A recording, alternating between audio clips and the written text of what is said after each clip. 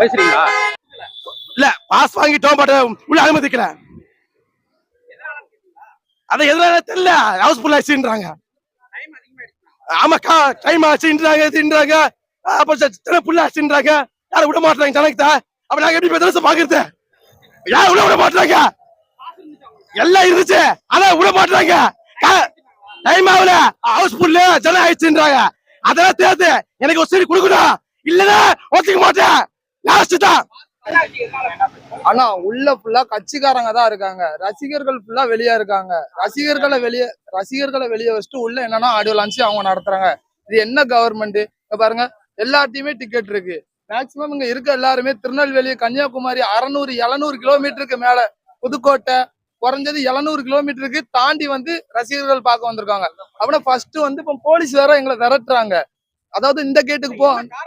ஆனா காரணம் என்ன சொல்றாங்க, உள்ள ஸ்பேஸ் இல்லங்க, பாஸ் இருக்கு, அலாட் பண்ணிருக்காங்க. ஆனா அந்த சீட்டை கேட்டா உள்ள ஏற்கனவே ஃபில் ஆயிட்டுங்க. என்ன ஒழுங்கா செக் பண்ணாம எப்படின்னா அவங்க வெளியே உள்ள விட்டாங்க.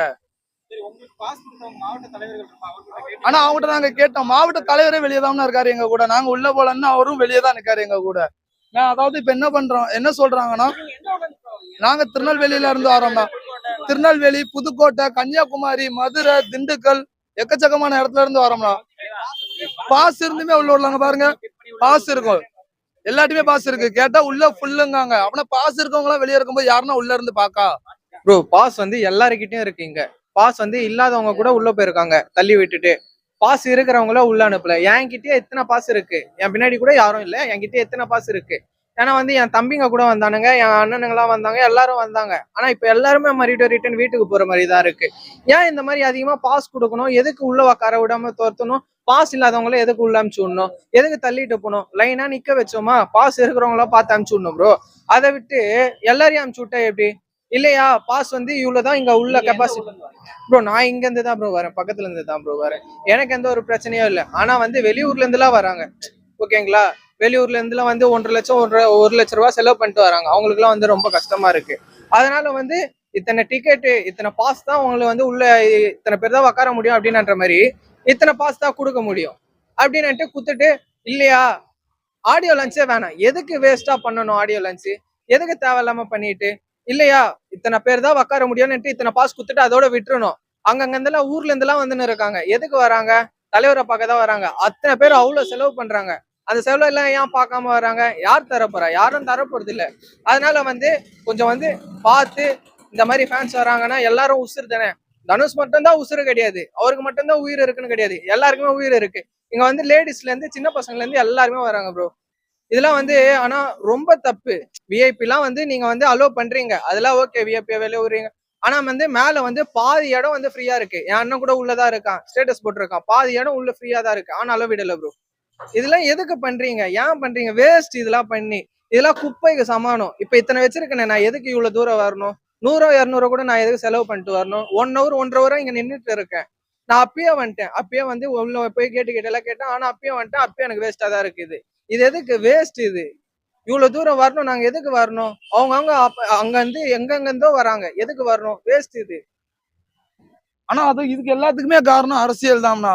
அவங்க கரெக்டா இருந்திருந்தாங்கன்னா உள்ள இருக்கிறவங்க எதுக்குன்னா தேவையில்லாம உள்ள இருக்கணும். அதான் மித்த ரசிகர்களும் வெளியே இருக்கும் போது உள்ள யாரை வச்சு இசை வெளியீட்டு எல்லாம் நடத்துறாங்கன்னு தெரியணும்னா அந்த கவர்மெண்ட். கண்டிப்பாண்ணா.